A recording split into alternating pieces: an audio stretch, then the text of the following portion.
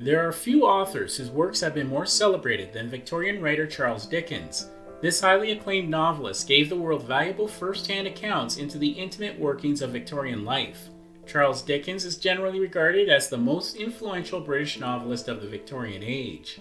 His eldest son, Charles Culliford Boz Dickens, better known to the public as Charles Dickens Jr., was the celebrated author's first child on January 6, 1837. In 1868, after the failure of his printing business and the 1870 death of his father, he became editor of the magazine all the year round. Though it was in 1879, publishing with his father-in-law the first edition of Dickens' Dictionary of London, that Charles Dickens Jr. achieved individual recognition. Charles Dickens Jr. passed away on July 20, 1896 in London. For the many followers of Victorian lifestyle and pursuits, we present this contemporary social account from that captivating era. In his own words, Charles Dickens Jr. introduces us to the London concert and high entertainment scene of 1882. For this episode, we also feature two premier London venues at that time, Covent Garden Theatre and Her Majesty's Opera House, Haymarket. As an insight into fashionable London happenings, his detailed words give a fascinating account of the rarefied social venues for upper-class, cultured Victorians. Charles Dickens Jr.'s words on the London concert scene of 1882. Years ago, it was a favorite byword with foreigners that England was not a musical country. Without staying to inquire into the accuracy of the original statement, we may take it now as an accepted fact that in few other countries does music enter more universally into the lives of the people, or receive more liberal acknowledgement. Far certain than the commencement of the present century, no form of amusement was more in favor than concerts, and now London boasts permanently established series of musical performances, sufficient to satisfy the most eager and insatiable amateur. The conversion of the Hanover Square Rooms some years back has removed the center of attraction from a locality so long associated with the progress of the art to the newer and more commodious St. James Hall in the Regent Street quadrant.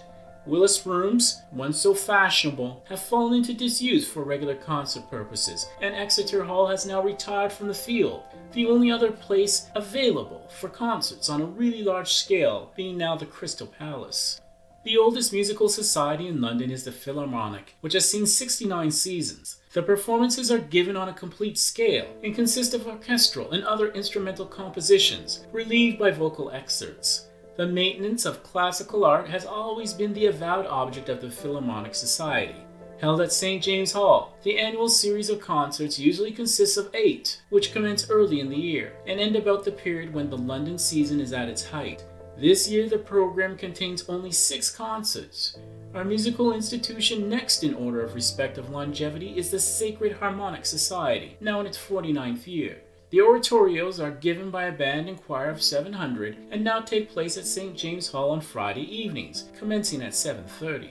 The season comprises about 10 concerts and extends over the winter months. It has been stated that this society will come to an end at the conclusion of the present season. Of younger birth, but of no less pretension, are the popular concerts held at St. James Hall on Saturday afternoons and Monday evenings during the winter season. These justly celebrated entertainments of chamber classical music have reached their 22nd year, and the manner in which the quartets, trios, etc. are rendered by the first living artists affords a theme for eulogistic comment throughout the world of art. The concerts were instituted by Mr. S. Arthur Chappell, who continues to hold the direction. The new Philharmonic concerts were founded some 7 and 20 years ago by Dr. H. Wilde in imitation of the old Philharmonic concerts. Amongst other entertainments which have stood the test of years, we may cite Mr. John Boosey's London Ballad Concerts. Their locale is St. James Hall, and they are held on successive Wednesday evenings during the autumn and spring months. For 24 years, Mr. Henry Leslie has given subscription concerts with the aid of the choir which owns him for its founder.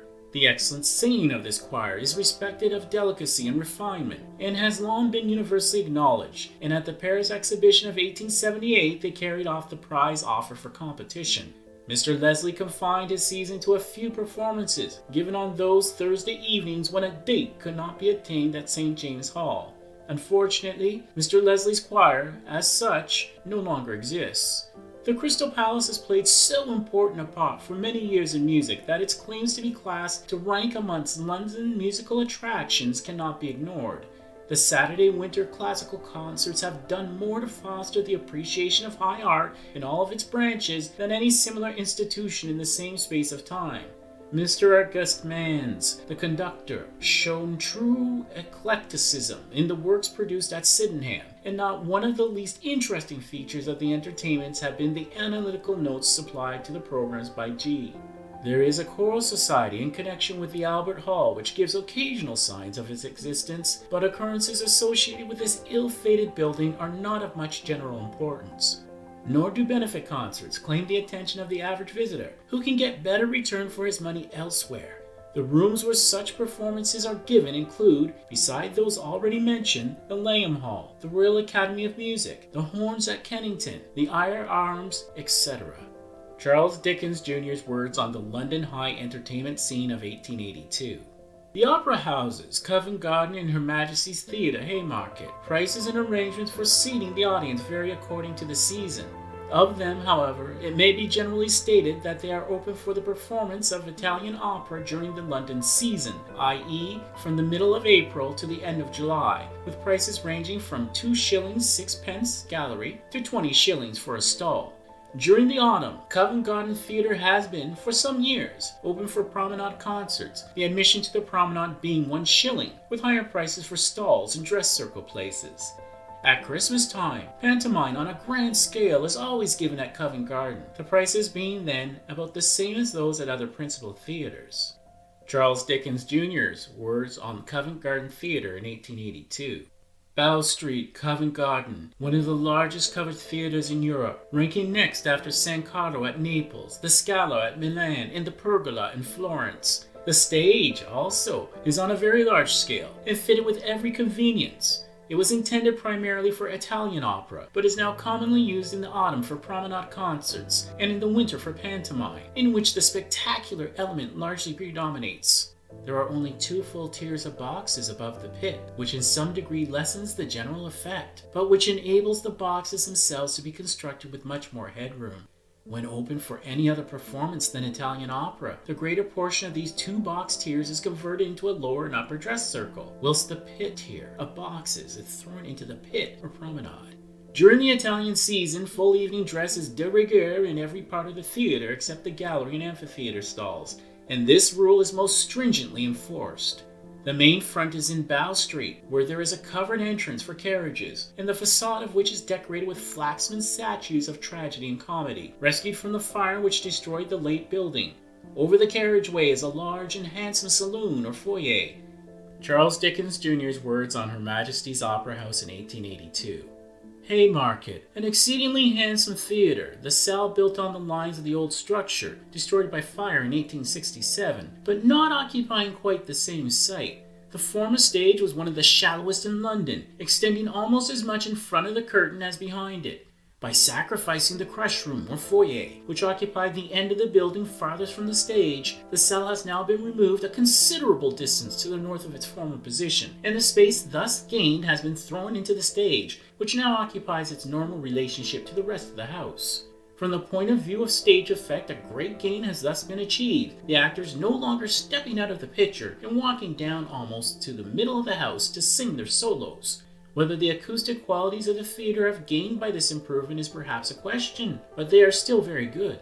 The best place for hearing both here and at the other opera house is the amphitheatre stalls. The best for seeing the middle or back row of the orchestra stalls, or the central portion of the grand tier. Visitors will find a very convenient short exit to the arcade from the lobby on the right-hand side, looking towards the stage. The theatre at present is leased by Mr. Mapleson, who gives performances of Italian opera during the season and at lower prices in the autumn. Recently, the house is being occupied during a portion of the off-season by Mr. Carl Rosa for the performance of opera in English, the success of which has been sufficient to justify the expectation that English opera may be destined, after all its vicissitudes, to find at last a permanent home in the metropolis. Evening dress during the Italian opera season, de rigueur in every detail, as at Covent Garden. VictoriantoModern is pleased to have provided this contemporary account from the Victorian age. In our next few videos, we will feature additional first-hand lifestyle accounts from the period. With each episode, Victorian to Modern shall present intriguing subjects from one of the most fascinating periods in history, the Victorian Age. Thank you for supporting us at Victorian to Modern.